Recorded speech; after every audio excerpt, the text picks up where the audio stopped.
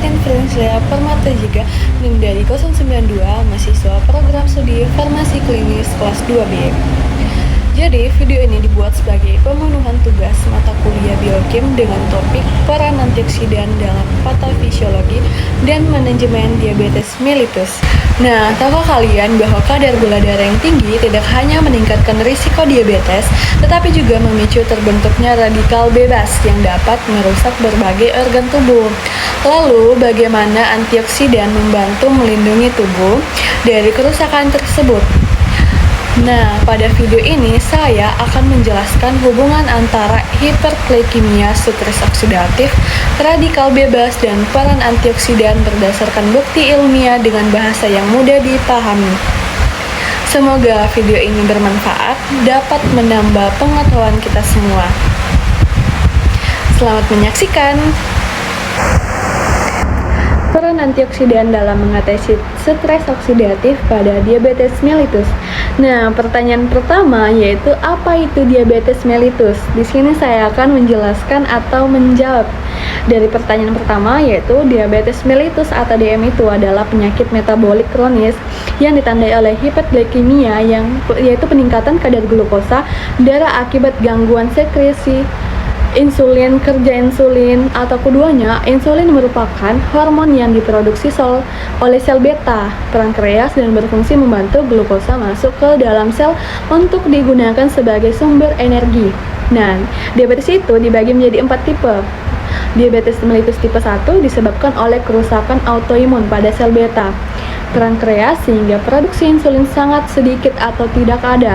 Nah, yang kedua adalah konsep stres oksidatif.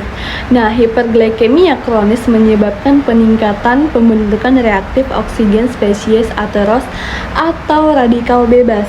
Nah, ROS merupakan molekul yang sangat reaktif, antara lain yaitu yang pertama adalah superoksida, yang ketiga adalah hidrogen peroksida, yang ketiga radikal hidroksil. Nah, pada kondisi normal, ROS berperan dalam proses fisiologis seperti pertahanan tubuh terhadap infeksi dan komunikasi antar sel. Namun, jika jumlah ROS berlebih kapasitasnya, antioksidan tubuh terjadi stres oksidatif. Nah, soal yang ketiga adalah bagaimana radikal bebas tersebut merusak sel beta pankreas atau memperparah resistensi insulin. Mekanisme kerusakan akibat radikal bebas. Yang pertama adalah ROS menyerang sel. ROS berlebih. Kerusakan sel ROS yang berlebihan akan merusak berbagai komponen sel melalui proses oksidasi seperti DNA, protein, dan membran sel dan mitokondria. Nah, efek partikel merah atau ROS bergerak menuju sel. DNA, protein, membran, dan mitokondria berubah warna menjadi merah atau muncul efek retak. Ini saya ingin menjawab soal nomor 4, di mana soal nomor 4 yaitu apa itu antioksidan. Antioksidan adalah molekul yang mampu mencegah atau memperlambat kerusakan sel akibat radikal bebas atau yang disebut reaktif oksigen spesies atau ROS dengan cara mendonorkan elektron kepada radikal bebas tanpa menjadi tidak stabil. Dengan demikian, antioksidan menghentikan reaksi oksidasi yang dapat merusak komponen sel. Pada penderita diabetes mellitus, hiperglikemia kronis menyebabkan produksi ROS meningkat sehingga terjadi stres oksidatif. ROS akan merusak sel beta pankreas, memperburuk resistensi insulin, dan meningkatkan risiko komplikasi diabetes. Oleh karena itu, antioksidan berperan penting dalam menjaga keseimbangan antara pembentukan ROS dan sistem pertahanan tubuh. Nah, bagaimana mekanisme kerja antioksidan dalam menetralkan radikal bebas pada penderita diabetes? Nah, yang pertama, menangkap dan menetralisir ROS. Antioksidan mendonorkan elektron kepada ROS sehingga radikal bebas menjadi stabil dan tidak lagi merusak sel. Proses ini membantu menurunkan stres oksidatif yang disebabkan oleh hiperglikemia. Dan yang kedua adalah menghambat reaksi oksidasi berantai, di mana radikal bebas dapat memicu pembentukan radikal bebas baru melalui reaksi berantai.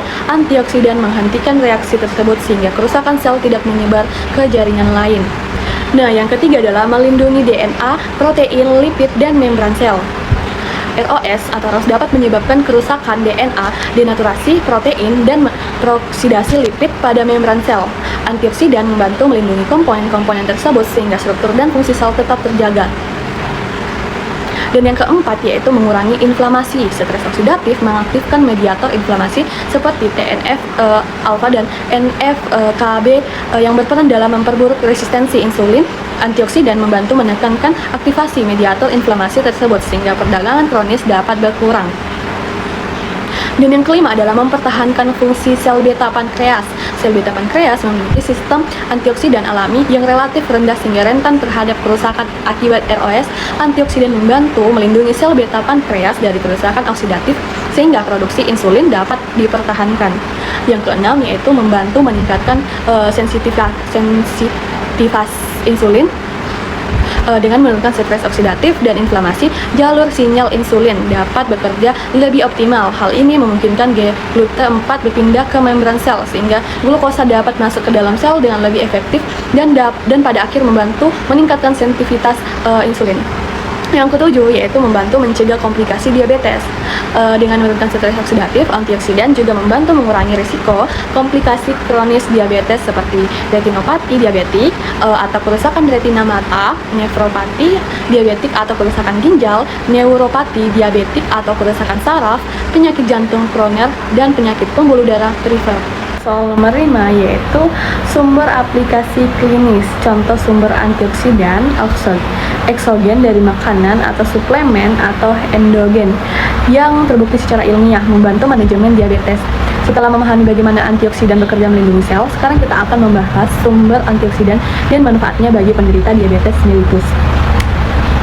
Antioksidan dibedakan menjadi dua jenis, yaitu antioksidan endogen dan antioksidan eksogen. Antioksidan endogen merupakan antioksidan yang diproduksi secara alami.